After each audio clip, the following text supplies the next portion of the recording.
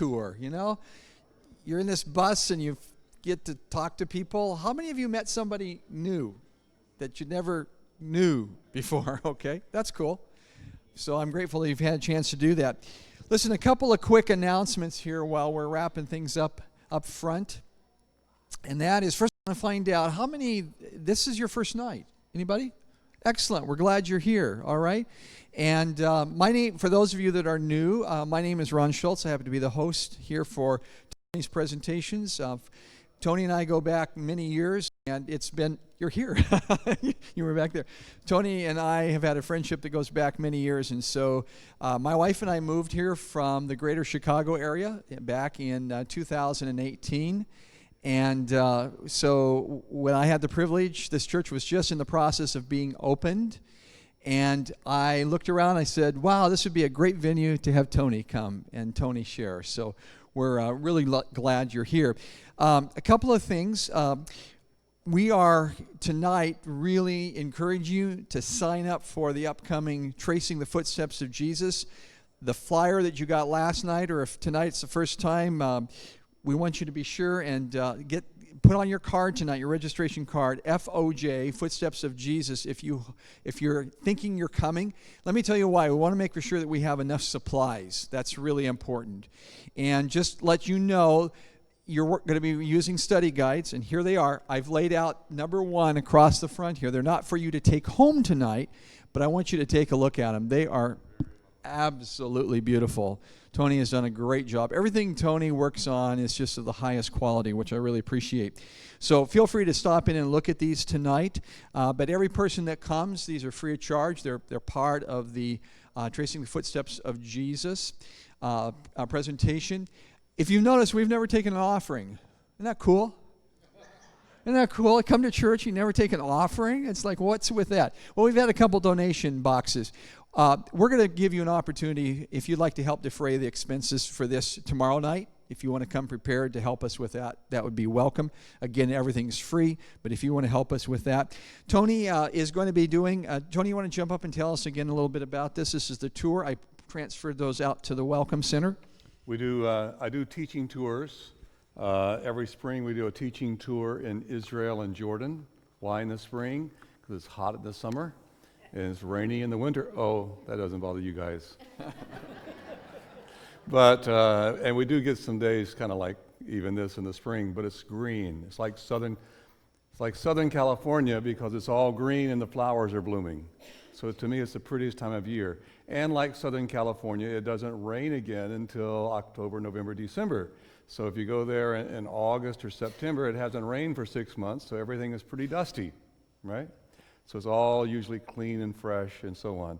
There's even a neat little thing in one of the Gospels when they do the miracle of feeding the 5,000, and it says, he had them sit down on what kind of grass? Does anybody remember in Mark?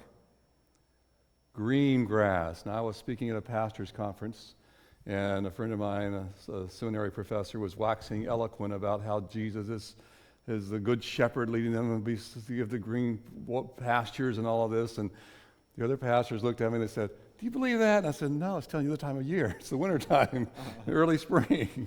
He's just trying to tell you that, but you know, if you don't hang out in that part of the world, you don't know. You know, it's green grass all the time in some places, right? So anyway, we do teaching tours in Israel and Jordan in the spring. There's some flyers out there. The last 2 years we've had Egypt and the Bible tours in the fall. We were there filming in October and it was really nice, and then year before last we went in October and it was like 115 degrees in Aswan. So we went in November this past year and it was just perfect. But this year we're actually doing Tracing the Footsteps of Paul. I have a series on the life of Paul, and we'll be doing that in Greece and Turkey. And of course we also do Patmos and the 7 churches. So if you're interested, I know a very good tour teacher. There's a difference between a tour guide and a tour teacher, but I'm your teacher on location. And there really is a big difference. For those of you who have traveled, you know that. It's really good to have a teacher on board. And Tony, thank you. By the way, I've got a really interesting question for Tony in just a moment, but there's a couple other housekeeping items. Someone has asked me if I missed a presentation, is there any way I can make up for it? Yes, there's two ways. First of all, the handouts from all the presentations are out there. But the second thing is these are being broadcast. They're being archived on YouTube. So if you want to go back and pick one up, you can't touch the artifacts. You can't see the artifacts very well. But if you go to YouTube and you put in the following, Bellingham SDA Church, you will find our YouTube image there, and you can select the ones that you may have missed, okay? So just want you to know about that. Again, if you're planning to come to Tracing the Footsteps of Jesus, put FOJ on your card, and it's that time to do the drawing tonight for those who were here last night. And so, Reggie, could you give that a few spins for me tonight? I appreciate that. And then roll it on over. Just roll it on over. Yeah. Put it over your. No. Okay. All right. Very good. And you know what? I just realized we've had some issues with internet issues today, and I realized I will slip out and get the lamp because I left it in my office. So I will slip out here momentarily and get that. But let's do the drawing anyway. Shall we do that? And then I can get you the lamp, and you can just come on up and get it here in a little bit. Okay, so here we go. So tonight, Tony, I'm going to let you do the honors. Would you reach in there, stir things around, pick one out? I can do that, but I can't read. Okay.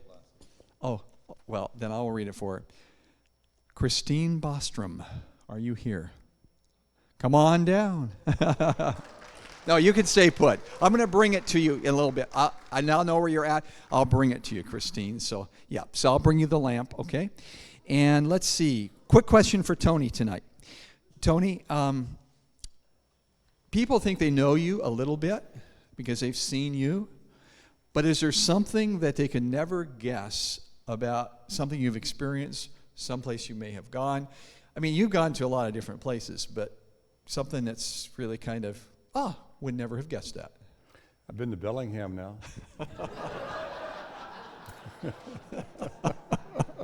I deserve that. I deserve that. I've been to Oklahoma, not Arizona. Places, right? Can be places, experience. Yeah. I'm a kite surfer. Oh, wow. Yeah, I kite surf. Anybody else a kite surfer? An avid kite surfer, and I get to do that and enjoy that, and scuba diving. And as far as places, you also asked me about a unique thing. Yeah. And on this Footsteps of Paul thing here, some of you have maybe seen my Footsteps of Paul series. This is actually a Roman road, and sometimes there's some serendipitous things that happen. That's what I was thinking about. And I had bought a book in Turkey called Biblical Anatolia, and it had a picture of this road and of that little arch, and you can maybe see that if you have binoculars. And I thought, I got to find that. And so we were filming, and I had a rental car, and we drove all around. We ultimately found it 25 miles north of Tarsus. And we were set up filming on that road, and this old man comes by, and he had on pants that you might say they could wear down in Los Angeles, that are like really low, not showing his rear end, but really low with the crotch down to the knees. And he came waddling up to us, and we tried to communicate a little bit, and he waddled off into the sunset, and that became the signature shot in the Footsteps of Paul series. So if you see that, if you see it on television, that's where it is. I got back, and You've changed my view of that forever, though, Tony. I was living in I thought that was a really great shot. I was living in Los Angeles, and I came back, and people said, was that an actor you paid? And I said, no, man, that guy lived out there in the middle of nowhere. And then I was praying. It's a really strange text. It's hard to kick against the pricks. Right? You know what that is?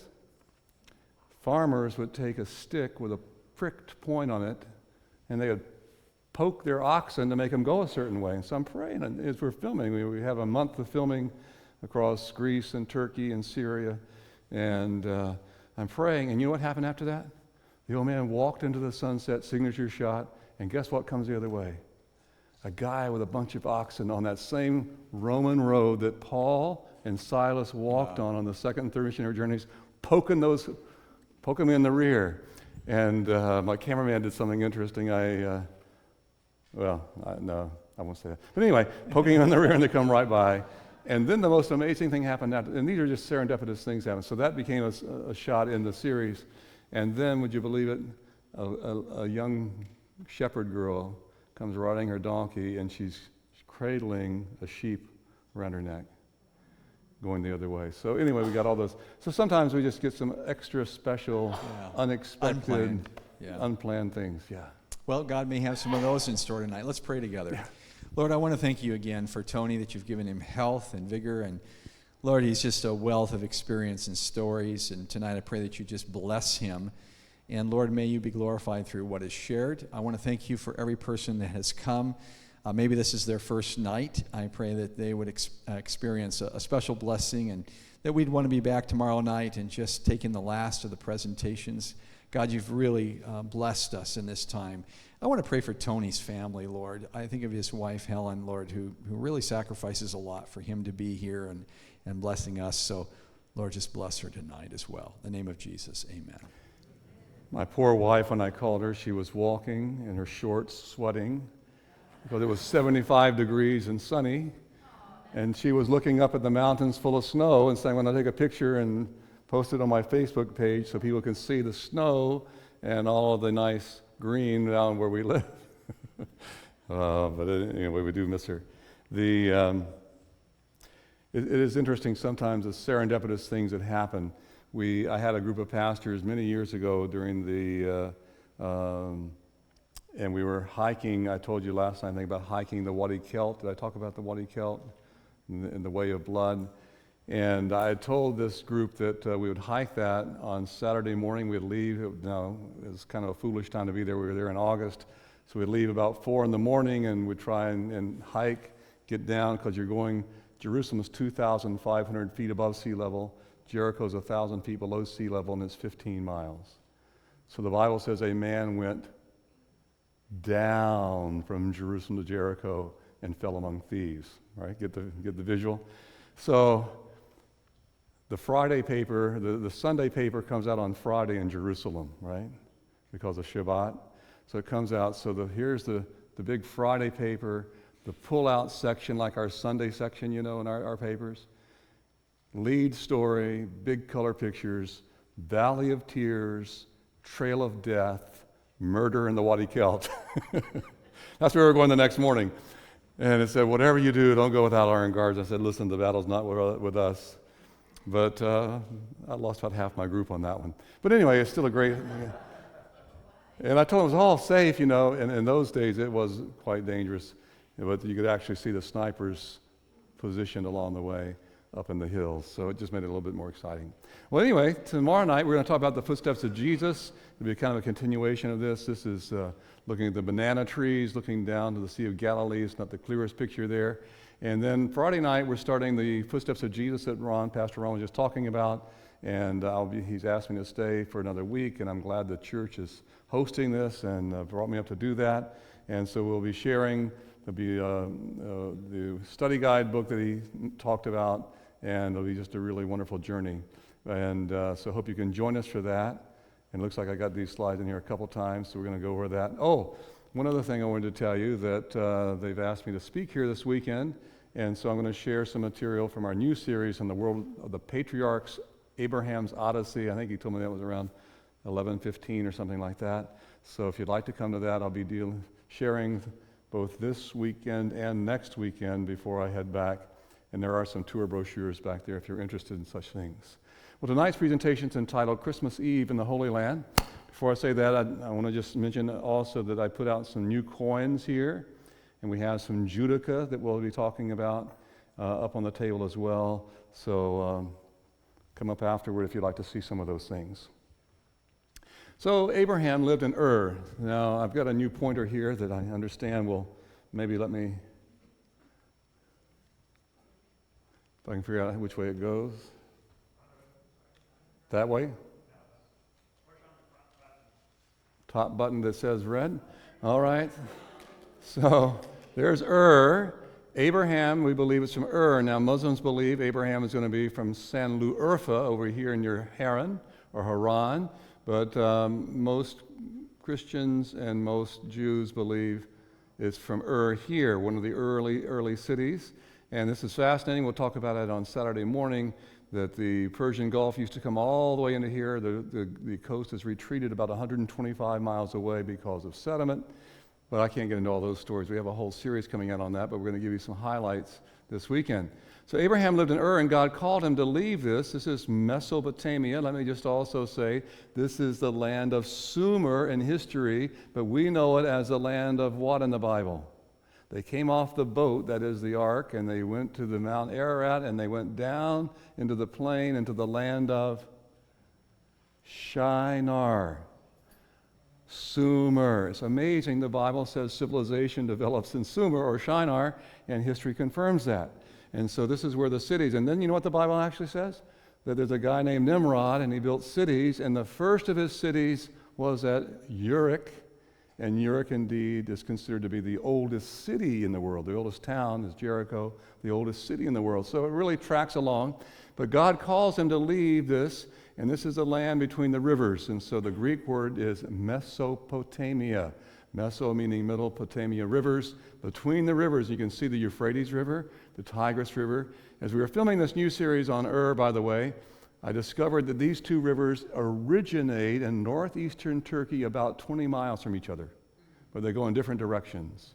So we actually went up and we filmed the very source of the Tigris River. It comes out of a rock, and we were able to film that, and it goes down to a rock later on and empties into the sea. But anyway, so Abraham is called from here. So God's calling Abram to live. Now, you've heard me talk the first night about Egypt, and I said that's the greatest, richest farmland in the world. The second richest farmland in the world is right here, Mesopotamia. Abram is leaving that. Now, I don't want to pop the bubble, but I will pop the bubble tonight. Abram is being called to leave a land of plenty because they had rivers coming through. It wasn't quite as convenient as Egypt because the rivers flooded too late, and there were problems, and they had to irrigate, and wasn't as rich as Egypt with the topsoil, but they had water and they had heat, and that's why they first developed cereal grains there. They first developed farming there. And so very, very special. But God calls Abraham, who's called Abram, to leave Ur and journey to the land of promise. So our Abram is going to go to the promised land, and he's going to trace up a route along the Euphrates River. He's going to stop by Mari, and then he's going to go up a little bit further, and he makes a deviation off the Great Trunk Road to Haran. His father Terah will die there, and then Abraham's going to continue on down by Ebla. We went to Tel Mardik, remember, on Sunday night, and he's going to pass that, Damascus, and he's going to cross over and go down into the land of promise, and he settles down in the southern part of the land of Canaan. And so I can't get into a whole lot of that, but I do want to ask you, why was it called the land of Canaan? Come on now. Canaanites live there, of course. But Canaan actually means red purple. And if you look at the screen, you can see the land of Canaan is that little kind of strip to the left of Shechem. And too bad I don't have this working for my slides as well. But here's the land of Canaan. And Canaan means red purple because they would dive in the sea for the murex, a small sea snail. They would take the gland, they would smash the gland, and that's how they made purple dye. At one time, it cost 10 ounces of gold for 1 ounce of purple dye. Right? That's why only royalty could afford to wear purple. Now, you're thinking, wait a minute, what was her name? She was in Philippi. She was a seller of her what?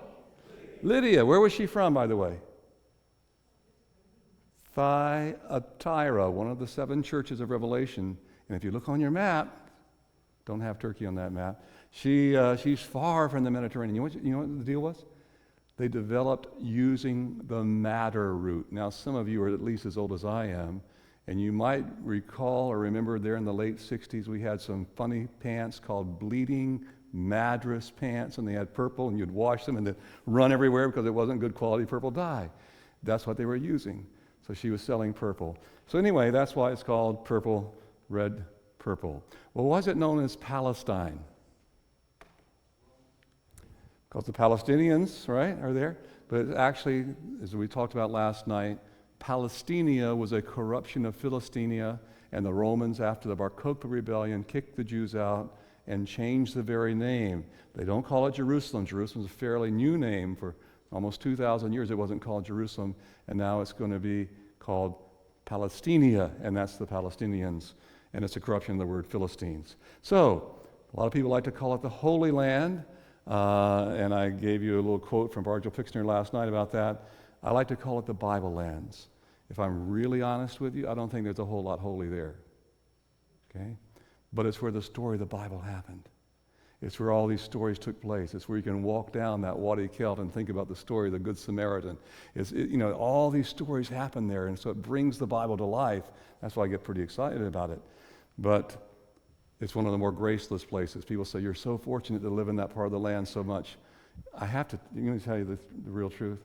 I'm always rejoicing when I get off the plane back in America. We debate whether we're a Christian country, a post-Christian, and people get into all this. But you know what?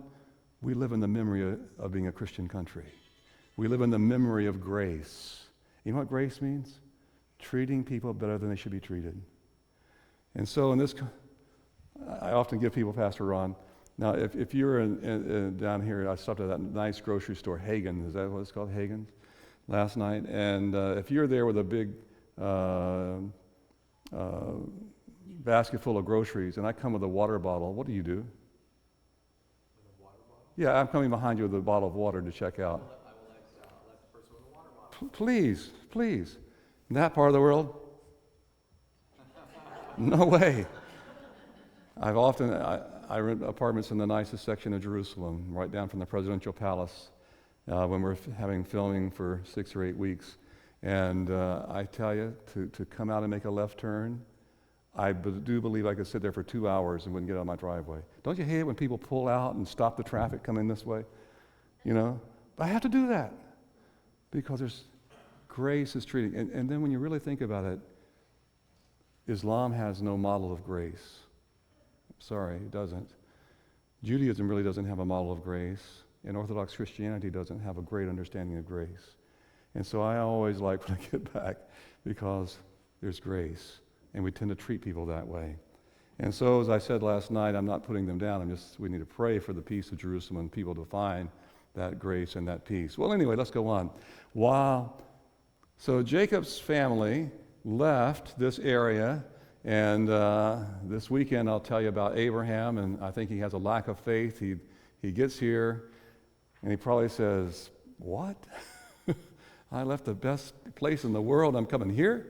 But anyway, Jacob's family goes down. They're living down in Egypt. And so while they're down in Egypt, God says something very interesting. He says, I'm going to take your family to a good and spacious land, a land flowing with milk and honey. Very good. I'm working on the series for the Exodus. We're going to start filming.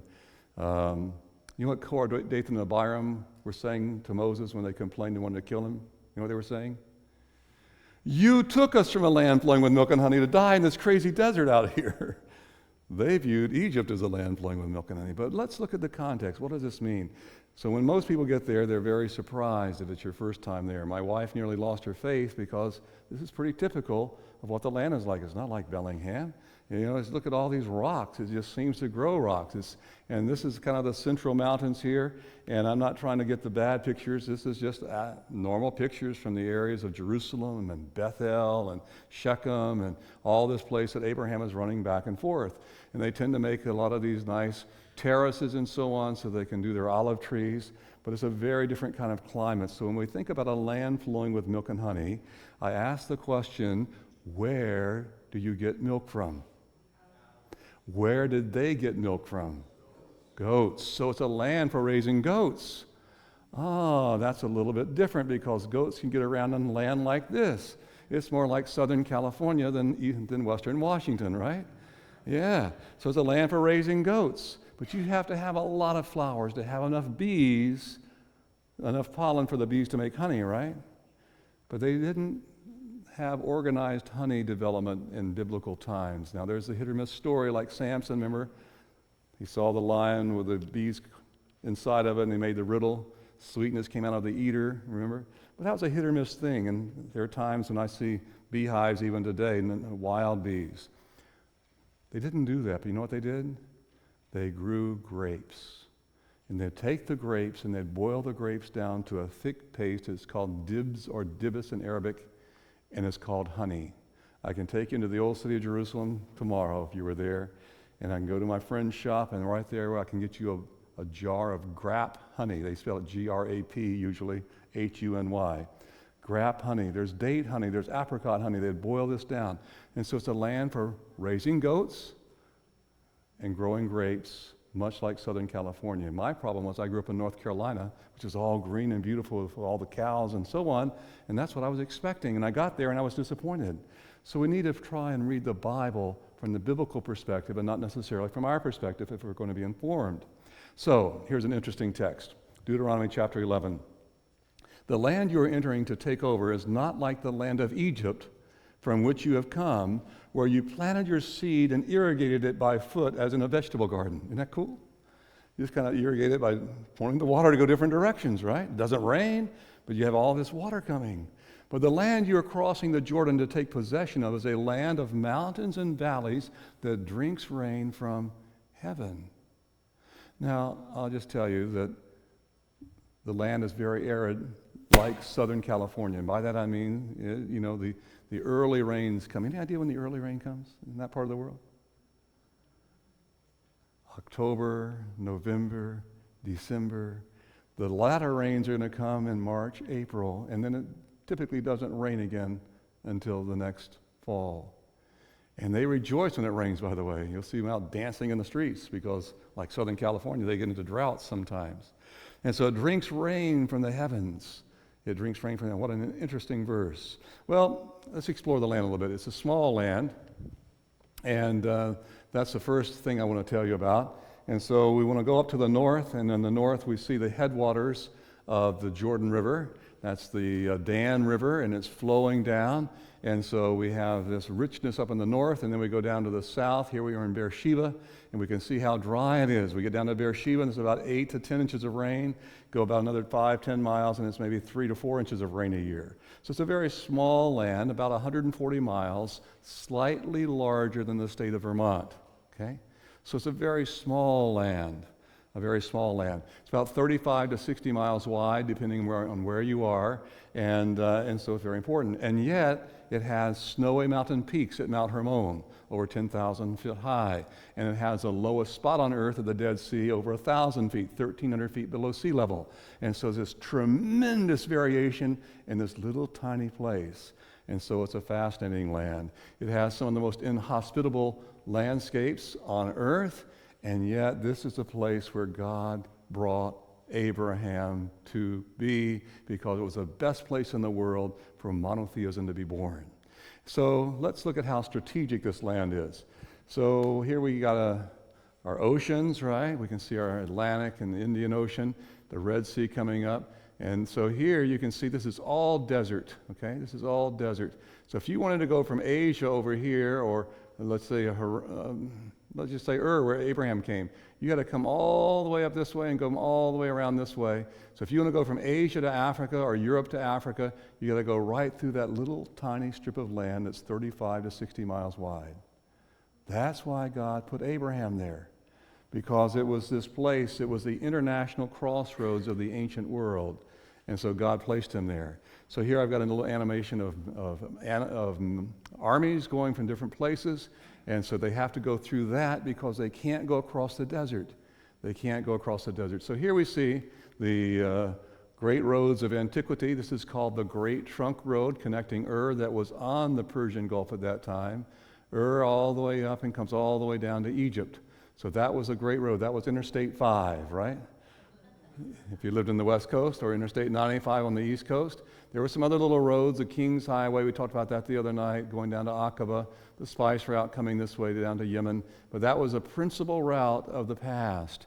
And so God wanted to put Abraham there so that people would pick up the stories of God's love. Again, as I said, it's not the most fertile land. It's not very, it's very infertile in many respects, but it's where God placed him there so the traders and warriors passing through the land could pick up the stories of God's faithfulness and goodness and take them to the far parts of the earth. And last night, I think it was, we talked about how that over 50% of the world trace their spiritual roots to the shepherd named Abraham from this part of the world. So it worked. God put him there. And by the way, this is why Jesus is born in that part of the world. So people coming by will pick up these stories and take them all throughout the ancient world. And so let's explore it. There's 4 distinct areas that I want to tell you about. And the first is the coastal plain. The coastal plain. Now, in the coastal plain, you can see that here's the way of the sea. The Romans will call it the Via Maris, the way of the sea. The Bible calls it the Philistines, the way of the Philistines, and the Egyptians call it the way of Horus. So it runs up along the coast because this is where the water sources are, and then it kind of goes inland a little bit because this mountain goes all the way out to the sea. It's called Mount Carmel. It runs into the sea. So they go in here and they do a little pass at a place called Megiddo, okay? So the coastal plain is very, very nice. This is the area where the Philistines would place themselves because they could grow grains, where the Canaanites were established, and the Israelites struggled originally when they came into the land to occupy that. So then we have the Carmel Ridge, as I said, jutting out to the plain, so they kind of got to go inland. But this is kind of low from sea level to about 1,500 feet. Unfortunately, in this land, the rivers don't go all the way out to the sea, and so it tended to make swamps. And so they kind of had to go in a little bit of elevation to try and get by. The next one we want to see is the Central Mountain Spine.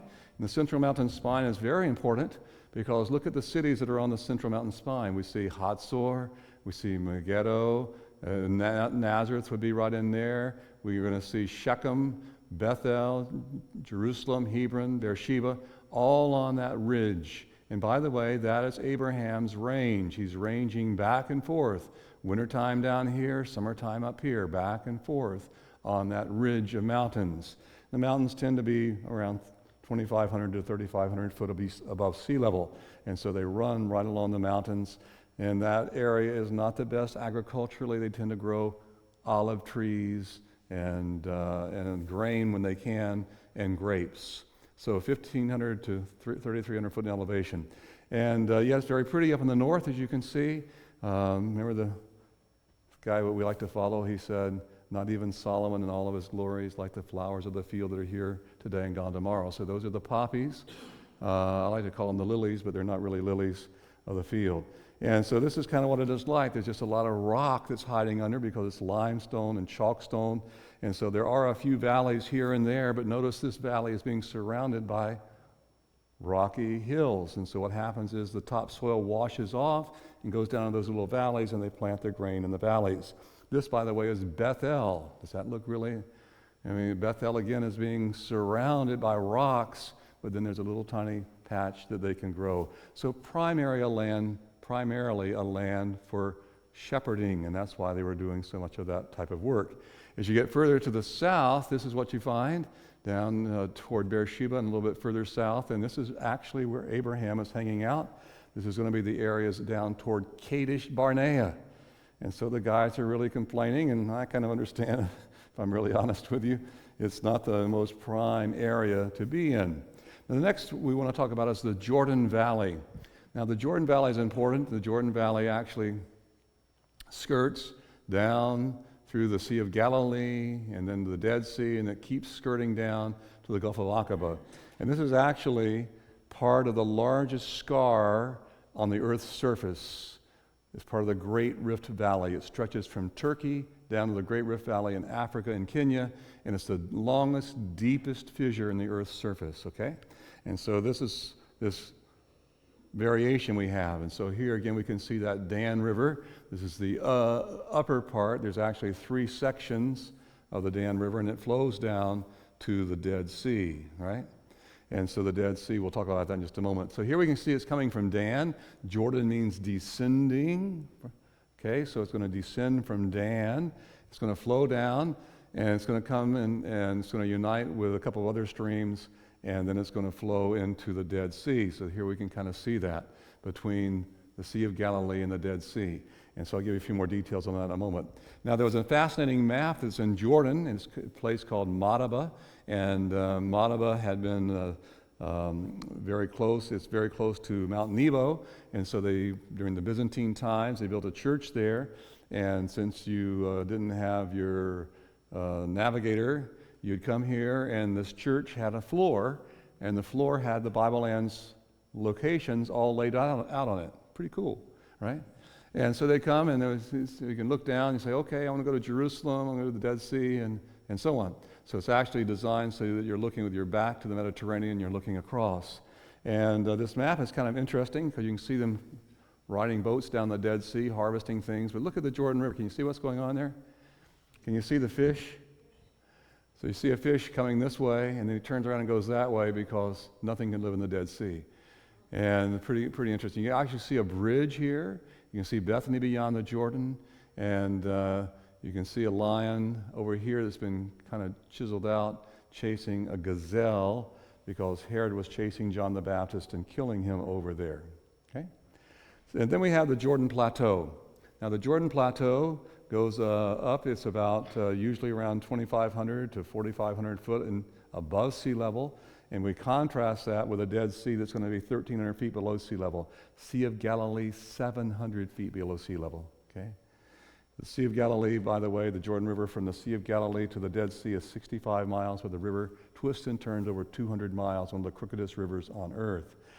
The Dead Sea is actually very, very salty.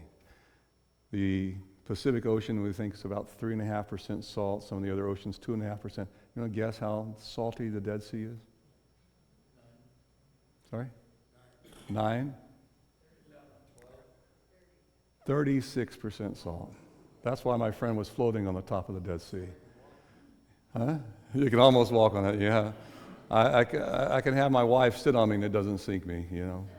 So it's quite phenomenal to go to. So anyway, then we go to the Transjordan Plateau. Now, an interesting thing about Jordan, let me just say that most of the rain falls in the land of Canaan or the modern land of Israel, and it's going to fall and it's going to go back to the Mediterranean Sea. Very little is going to go down to the Dead Sea or the Jordan Valley.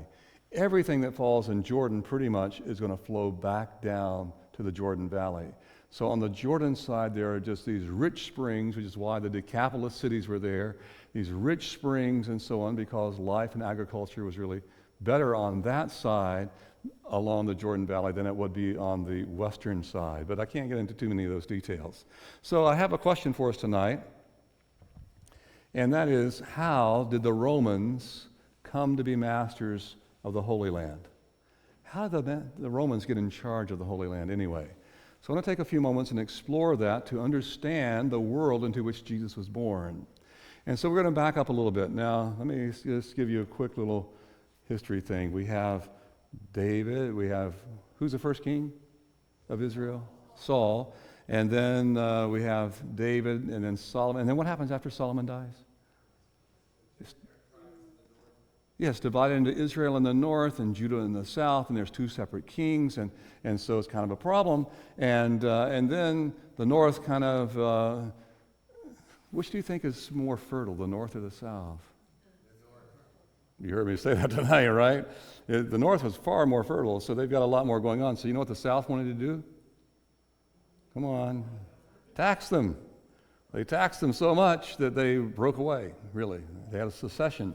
And so they broke away, and then the North kind of lost its way a little bit, and I'm just starting to write a series on the kings and the prophets that we'll be filming in April, and they kind of lost their way for various reasons, and the Assyrians come down. I think we talked about them, the guys who worship Asher, the god of war, and they conquer the North. They conquer it, and they change it from being Israel to the Assyrian province of Samaria. Samaria. So we get the Samaritans from that group. And they do transpopulation. They take the population from here and they put them over there, and they pick people from there and put them over here, and so on. Now, there's only about 800 Samaritans left today. There used to be millions, but there's only 800 left today. And they believe that they're pure Israelites. They still sacrifice Passover lamb. They actually follow the teachings of Moses closer than Jewish people do today, even the Orthodox Jewish, because they still sacrifice. They still follow all of these things. They don't believe in the Old Testament, but they do believe in the writings of Moses. And so they go into captivity. And then about 100 years later, Nebuchadnezzar comes. We talked about that last night. He conquers Judah. They go into captivity. And now they're no longer free. So they're really in captivity to Babylonians and Persians. And we talked about Alexander the Great, and he was kind of a patron. And last night we talked about this guy, Antiochus Epiphanes IV, and what he did. So in 167 BC, he's ruling as a Greek ruler. He's a Syrian, ruling from Syria, but he's Greek. Just like Cleopatra is a Greek. She's not really Egyptian. She's a Greek. She's a Ptolemy. And so he's ruling there, and he wants everybody in his kingdom to worship one god, Olympian Zeus. So he sends out emissaries and say, we want you to sacrifice a pig on the altar in Jerusalem. He says, I can't sacrifice a pig on the altar in Jerusalem. It's unclean.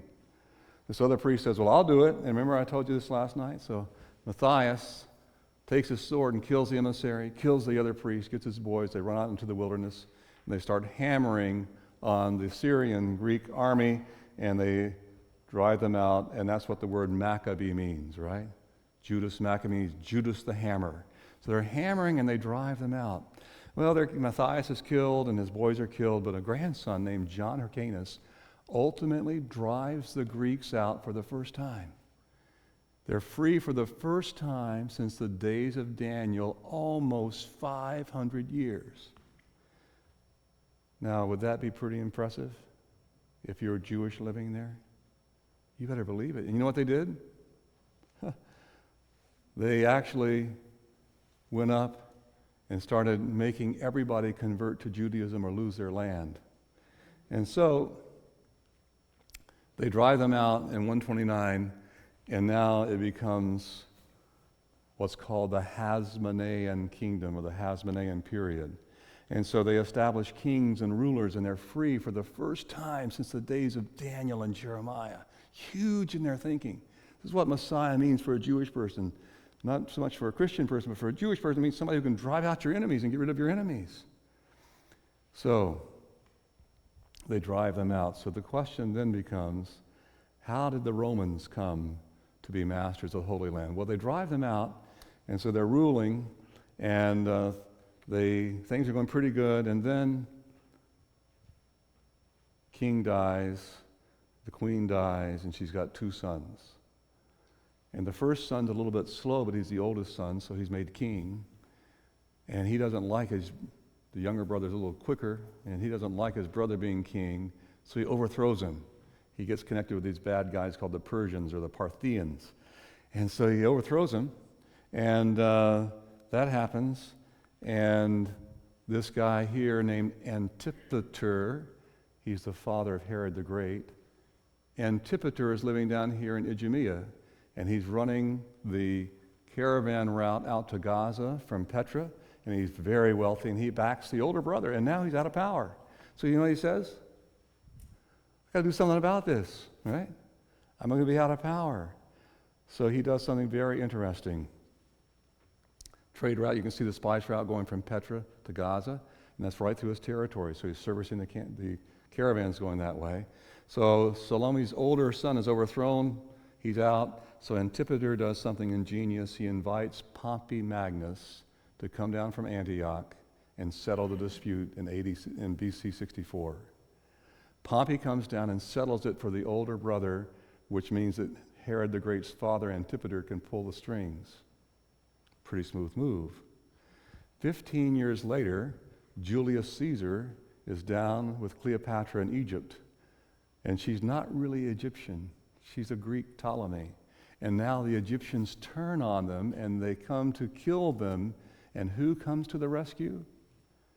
Antipater brings his army down and rescues Julius Caesar.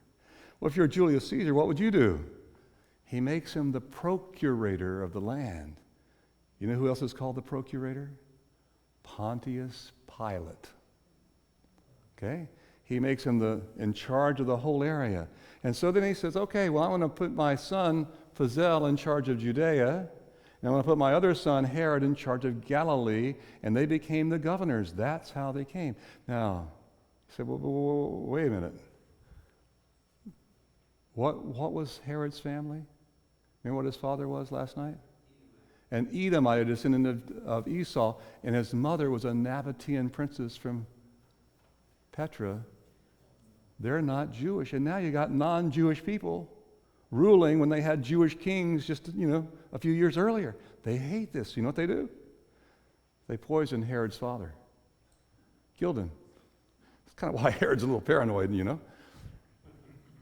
They poisoned him. They didn't like him, and so they poisoned him. And then, when he dies, some of the young princes, they call for the Parthians, and they do a little rebellion. Fazel is captured. He commits suicide in the most incredibly terrible way I've ever read. You know what he did? Beat his head on the wall until he died. So Herod now realizes he's got a big problem, and so he takes off. And they're saying, let's just talk, we'll negotiate. And he says, not a chance, buddy. And so he takes off. The civil war is going. He takes off, and he takes his family, and he runs down to a place down in got ahead of myself. He runs down to this place, this Hasmonean fortress down by the Dead Sea. And he goes down with a family of 800 members, and he puts them up on this. It's called Masada, by the way. So he goes down into this fortress down there. Can you see Masada coming? Over the Dead Sea. The Dead Sea is 1,300 feet below sea level. This is towering up above it. It's almost a perfect fortress. And he puts his family there, and he leaves them there, and he tries to go and get help.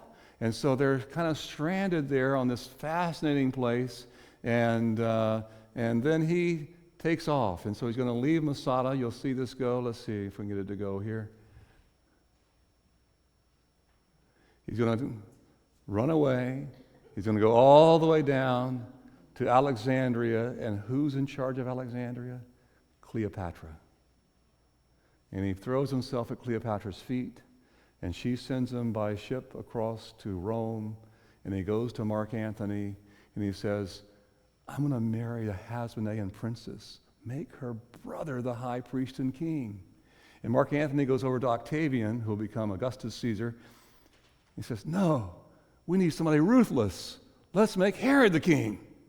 But he's not Jewish. He's not royal.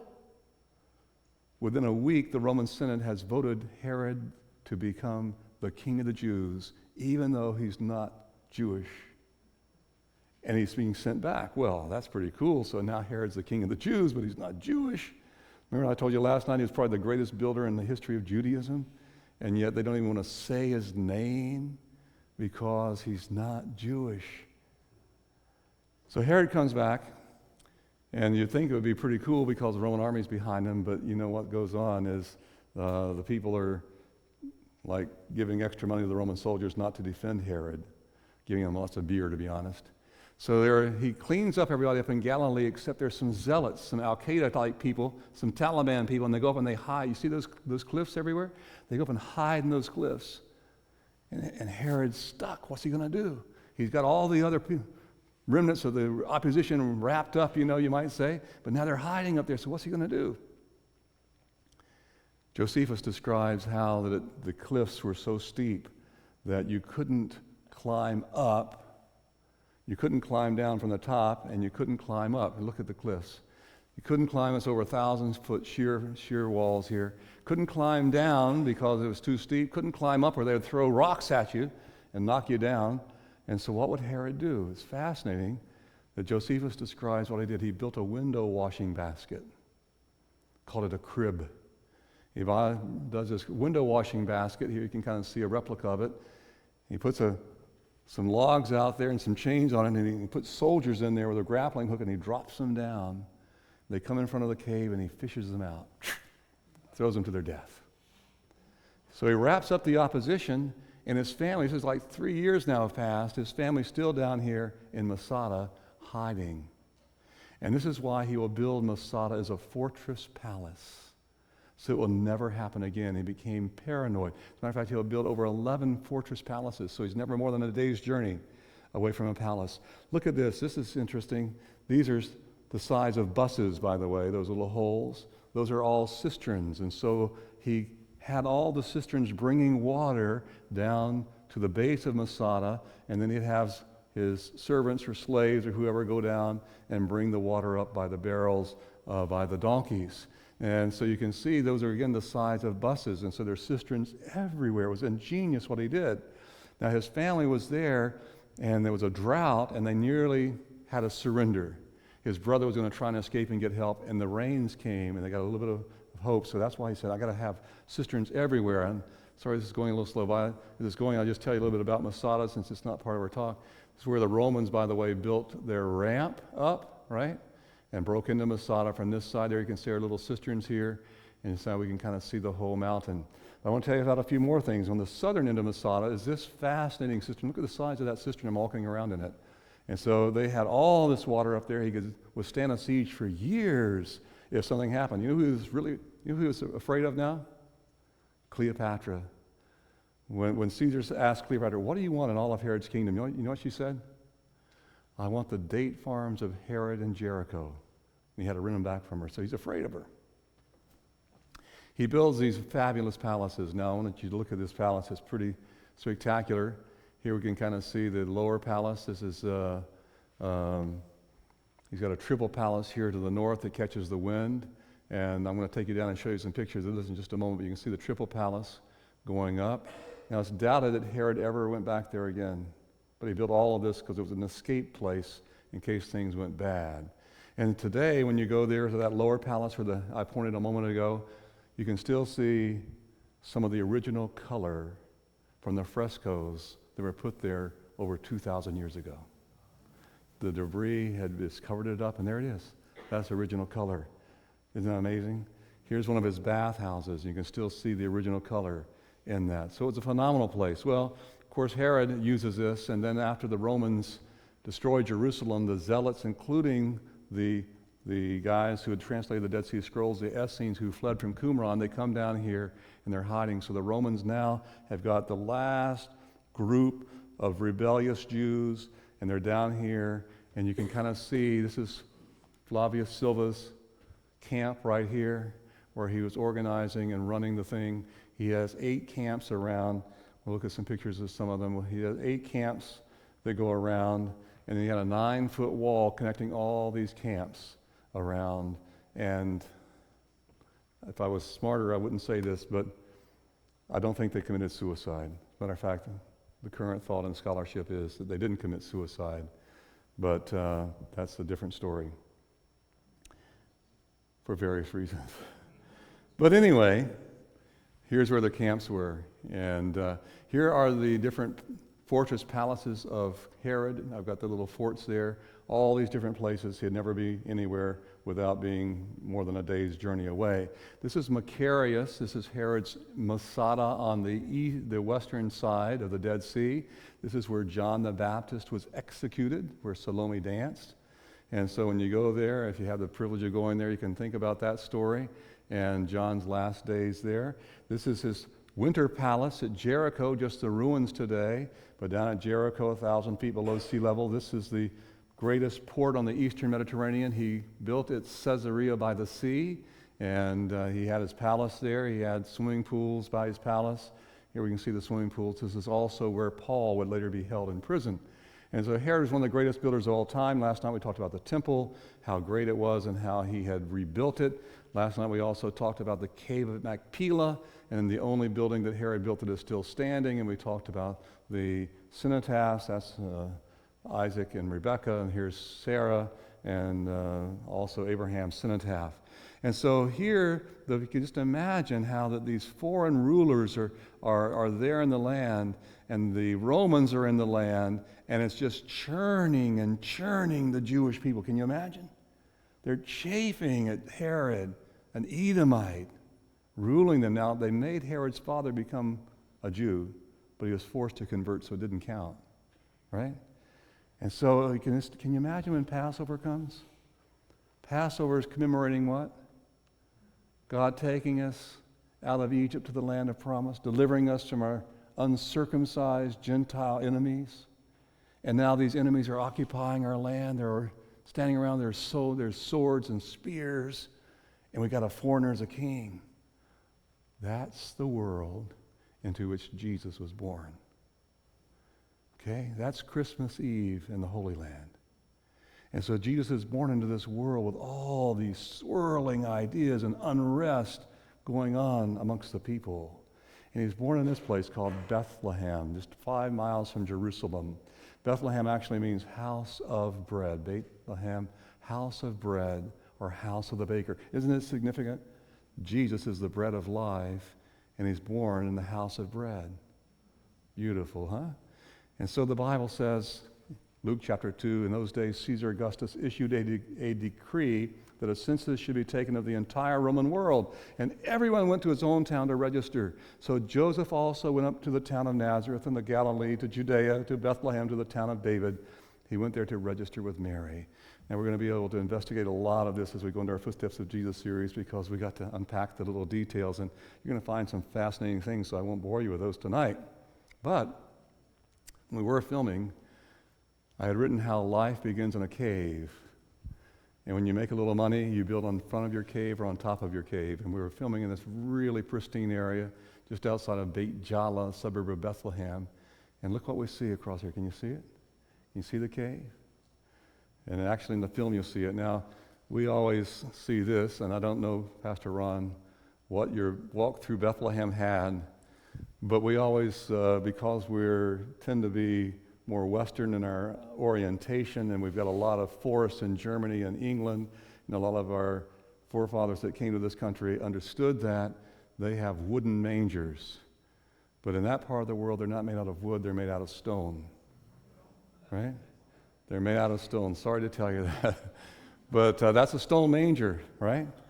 And a stone manger is just a feeding trough. Well, I hiked over one day to where the shepherds, they can't build over there. It's Area C today. It's kind of a technical thing. We'll get into that. But hiked over, and I could see shepherds coming and going, and look at the modern mangers. Right? Because it's just a feeding trough or a watering trough. Now, Manger Square is a center of the city of Bethlehem for the modern tourist. I was going to just tell you a little bit about this. And so let's kind of zoom in a little bit. Here we can see the door. Originally, this was a Byzantine church. Remember we talked about the Byzantines, 4th to 7th century. Look at this door. Look at that lintel. Whew, big door going way over here. And you can see there's a smaller door, and that's the door during the Crusades. They closed the door down because it was easier to defend and protect. And then look at this door. That's the door during the Ottoman time, because they were riding their horses and their carts through. And so they made the door so low. But isn't it significant that you have to bow down to go into the church that commemorates the birth of our Lord? And so we call it the door of humility. You go inside and you can see this ancient church. It's the oldest church in the Bible lands. All the churches were destroyed by the Parthians or the Persians except for this church, the oldest church in the Bible lands. They've actually gone back and cleaned the frescoes and all of that recently. But the real thing you want to go down under the platform, under the altar, and you go down into the grotto. A grotto is a cave. And this cave had been desecrated by Hadrian that we talked about last night. He built a temple to Adonis here, a grove, I should say, to Adonis. And so Helena built this church where that grove was. And here is a little area that had been marked out, and this was original Bethlehem. Okay, original Bethlehem, probably 100 or 200 people living there, not many people at the time of Jesus. And this is a spot that they have marked. Now, I don't think spots are holy personally, but it reminds me of the story. And that Latin star says, "Here Jesus Christ was born of the Virgin Mary." I'm very left-brained. I don't really like to just go for that, but you can pull back the curtain. You can see the edges there. By the way, I'm best friends now with the senior pastor of the Orthodox Church, which is a major church, who grew up in Bethlehem, a wonderful Palestinian pastor for that church. So the wise men, they saw the angels appear out on the hills, remember? They saw the angels appear, and they saw that star, and they mounted their camels, and they started coming. We don't know exactly where they came from, but they came from the east. Perhaps they came from Persia. Remember I told you that's the oldest church in the land? When the Persians came, they destroyed all the churches in the land except for that church. You know why they preserved that church? I'll say it again. The Persians came from the east, and they destroyed all the churches in the Bible lands except for this church. Why did they preserve that one? They got there and they saw Persians on the frescoes. And they said, our guys have been here before. We can't destroy this place. And they preserved that church. Isn't that cool? This became my favorite picture as I was collecting artwork for the Footsteps of Jesus study guides. I shot it in the back of a church in the back rotunda of a beautiful church in Paris. But it just kind of, something about it captures the international movement and people and so on coming to Jesus.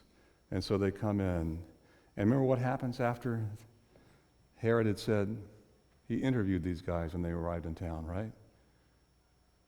And when they left, Herod asked the sages, the rabbis, where's he going to be born, remember? And what did he say? But what in Micah 5, verse 2? But you, Bethlehem Ephratah, though you are small among the clans of Judah, out of you will come from me one who will be ruler over Israel, whose origins are from of old, from ancient times. They knew, but they were spreading disinformation because they didn't want to accept him. We'll get into some of that a little later. But they knew. And so Herod gets really discouraged when the guys leave and don't come back by. They were warned by the Lord not to go back to Herod. And so he sends out his soldiers and kills all the babies 2 years and younger. And so it marks a terrible time there in Bethlehem. And this marks Herod's character well. He killed his brother-in-law, the high priest. He killed his favorite wife, Miriam. He killed 3 of his sons, 2 by strangulation. His friend Augustus Caesar said, I would rather be Herod's pig than his son, because he didn't eat pork. Might last longer. From Jerusalem, you can actually look out. Can you see that little? Can you see this out here? I'm looking out past Bethlehem. I'm standing on the Mount of Olives in Jerusalem. I'm looking out. Can you see that little volcano there? That's not a volcano. That's actually called the Herodian. When Herod's family, remember I told him, his family of 800, they're fleeing out to Masada. His mother's chariot flips right here. He almost kills himself. He thinks she's been killed. She didn't die. Don't kill yourself. She's alive. She's alive. But when he became king, he came back and he built this as one of his fortress palaces. It's called the Herodian. They recently found his tomb here. Okay? And so he took this natural hill and he made it into almost a perfect mountain. You can see that he actually had swimming pools down at the bottom and kind of the places where people could come and hang out. And so the family of Jesus had gone down to Egypt, and so the American Express card was given to them, right, from the gold. What was it, gold and frankincense? Frankincense, by the way, 10 times the price of gold, and myrrh. And they go down. And then when Herod dies, they go back, and God says, don't go back to Bethlehem. You go back to where? Nazareth. Nazareth. Now, this is modern Nazareth, and there's that beautiful church, the Church of the Annunciation, the largest basilica in the Holy Land. And God appeared to a young virgin there named Mary and told her that she would be with child and give birth to a son, and you give him the name Jesus, and she accepted that. She told her mom. So this beautiful church is built over that. And what's interesting, a lot of people go there and never find this out. It all goes down. There's an earlier Crusader church, and look at this. Here's the Byzantine church that actually goes back to the 4th century. And then they found graffiti in there from the 1st century. So again, a small place. If we're right, Nazareth has about 100 to 200 people living in it. Very small village. When you look all around in my tours, I try and take people to see these caves that are part of the complex that you have to get an extra ticket to get into. But you can see the caves and the homes. This was 1st century Nazareth. Now, there's a little church just to the north of that, and it's called the Church of St. Gabriel because it's over the spring. And there was only one source of water at that time, so Mary would have come here to get water. And the local tradition has been through the centuries that it was here that Gabriel spoke to Mary by the water source. We don't know, if the Bible doesn't say, but that's what the source is. I remember my first time in 1986 wandering around the streets of Nazareth. I saw that lady pregnant, and I thought, can you imagine if she's typical, now don't throw stones at me or tomatoes, if she's typical of Jewish girls of her day, she's 12 and a half to 13 and a half years old when she's betrothed. Now maybe she's not typical, but if she's typical, that's what happened. Can you just go with me for a moment? Suppose she is that young. She's not married. You know what they do to girls who don't get who were pregnant and not married? They stoned them. But we'll look at that a little bit more, but I thought of that when I saw that. Here's the market of that. The Bible says they returned to Galilee, to their own city, Nazareth, and the child grew and became strong in spirit, filled with wisdom, and the grace of God was upon him. So Jesus grows up like other Jewish boys. He memorizes the scriptures, which means he probably memorized all the scriptures, the Hebrew scriptures, right? He learned the family building trade. Probably not woodworking, probably stoneworking, but again, don't throw tomatoes at me. Here we can kind of see how Jesus grew up in Nazareth and developed as an obedient earthly son to his mother and Joseph, and in dependence upon his Father in heaven. And here we can kind of see a little window. This is the Nazareth village. They've kind of restored or made a first century village so we can kind of see what life might have been like in Jesus' day in Nazareth.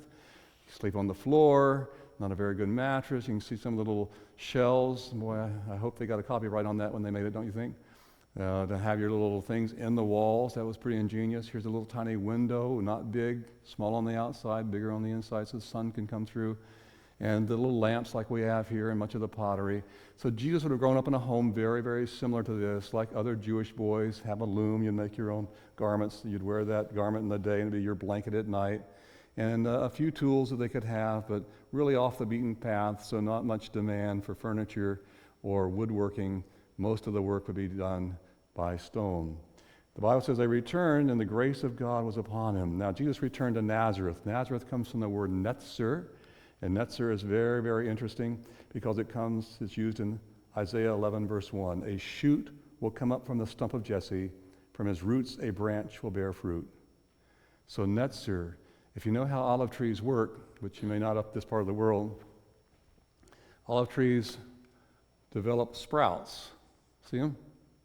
See all the sprouts? So a sprout will come out of the stock of Jesse. This is a messianic term. Nazareth is a messianic word. My local guide that I use, a good friend of mine, is an ordained Nazarene pastor. But you know what his tag says, his card says in Israel? Sprout. Netzer. Netzarim, right? Jesus grew up in a Jewish village. For the next 18 years, he lives in Nazareth. He's gone up to the temple when he was 12, and he lives there for the next 18 years. He doesn't go to India, doesn't do all, but that's a whole different story. We won't get into that. He learns and prays the most important prayer in Judaism. Do you know that prayer? Hear, O Israel, the Lord our God, the Lord is one. And love the Lord your God with all your heart, with all your soul, with all your strength. These commandments that I give you today are to be upon your hearts. Impress them on your children. Talk about them when you sit at home and when you walk along the road, when you lie down and when you get up. Tie them as symbols on your hands and bind them on your foreheads. Write them on the door frames of your houses and on your gates. I have a mezuzah here tonight, part of the Judica. When you open this up, somebody lost a little case that I used to keep it in.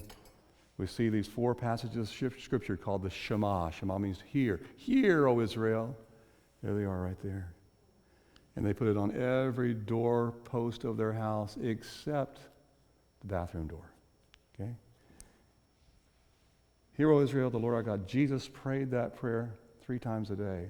We'll talk about that in the Jesus series. Fascinating stuff. Jesus would have grown up like other Jewish children. Joseph and Mary would have guided Jesus. He would recite the Shema as the greatest commandment. Throughout the generations to come, you're to make tassels on the corners of your garments, a blue cord on each tassel. You'll have tassels to look at so you'll remember all the commands. Jesus would have dressed that way. He was a Jew. He grew up in that. Now, the Mishnah is a commentary on the Hebrew Scriptures that was called the oral law that then becomes the written down in the 3rd century A.D. And notice what it tells us. It tells us called the Ethics of the Fathers, and it tells us about how you raise your children. At 5 years of age, one is ready for the study of the written Torah. At 10 years of age, for the oral Torah, that's the Mishnah. At 13, for the fulfilling of the commandments, that's the bar mitzvah. At 15, for the Talmud, that's a commentary on the Mishnah. At 18, for the marriage canopy. At 20, for pursuing a calling. At 30, for authority. You couldn't serve as a priest until you're 30. Remember that. At 40 for discernment, at 50 for counsel, At 60 to be an elder, I qualify now. At 70 for gray hairs, I've qualified for that as well. At 80 for special strength. At 90 for bowed back. And at 100, a man is as one who's already died and passed from the world. Oh, boy. It's interesting to see how Jewish people invested into the education of their children, specifically their boys. They would often memorize the entire Hebrew Scriptures. Jesus goes back up here to Nazareth, and then he's going to come down when he's 12 years of age to the temple. Have you ever noticed how old was he? He's going to his bar mitzvah. Bar means son, mitzvah law. He's becoming a son of the law. And so they would go. Now let me just show you one thing on this map, and as we close, here we can kind of see Nazareth is about right here. And the easy way would just go right down the mountains, right? But you had to go through Samaria. So they wouldn't go through the mountains because they wouldn't eat the Samaritan food. So they'd come down and they'd cross over here at Bet Shan. They'd cross a bridge and they'd go down on the eastern side of the Jordan River, and then they'd cross at Jericho, across that bridge, and they'd go up to Jerusalem. Take them 3 to 4 days longer, but they didn't want to go through the land of Samaria. So Jesus does that, which means he's got to come up this little Wadi Kelt. And I've been telling you about the Wadi Kelt, and there it is. The Wadi Kelt, he has to go up that, he has to go up this Wadi Kelt, and that's where the Roman road went. And he comes up to Jerusalem to become a son of the law. And while he's there, here you can see, this is called the Judean desert or the wilderness. We'll look at some more of this in our Jesus series, but you can see the Judean desert carved by that water going down to Jericho. So he comes up and he's going to do his bar mitzvah. And remember what happened? They left him there. Maybe Joseph thought he was with his mother. Maybe Mary thought that since he's a son of the law now, he stayed with his father. And they walked down to Jericho. You know how long it takes you to get down there? All day. And then you can't just catch a bus and go back up to the top of the hill. So they come back next day they climb back up, and the third day they find him. That's why there was 3 days. And they find him teaching the elders, asking them questions, revealing to them the fullness of the teachings about Messiah being sacrifice and not just great honor. Jesus memorized the Scriptures. In harmony with the people of his village, he spoke Aramaic, memorized the Scriptures, spoke Hebrew, he read in the synagogue, maybe spoke some Greek, spoke these different languages. It's very interesting. John chapter 7, verse 15, the Bible says they were amazed and asked, how did this man get such learning without having studied? The grace of God was upon him. And at 30 years old, Jesus went down to be baptized in the Jordan, and that's what we'll talk about tomorrow evening. Let's pray together. Father in heaven, thank you tonight for this opportunity to survey these events in the Bible, to see how it culminated in Christmas Eve in the Holy Land, to see all of these things swirling around and the uncertainty and the hope and all of that and the misguided directions of what Passover meant. But Jesus, we're amazed to see how you were protected through all that Herod couldn't kill you, and that even though Joseph and Mary left you in Jerusalem, that the enemy didn't snuff you out, and that you were able to return and to grow and to work, and your mind to understand the great teachings of Scripture and how you taught those things and gave us the greatest teachings ever given. And when you were 30, you went down with all the other people who were going down the Jordan River to see John the Baptist. Thank you, Jesus, for doing that. Thank you for coming into our world. Thank you for blessing our lives and touching our hearts. We just want to say that we love you tonight, and we thank you for that. In Jesus' name, amen.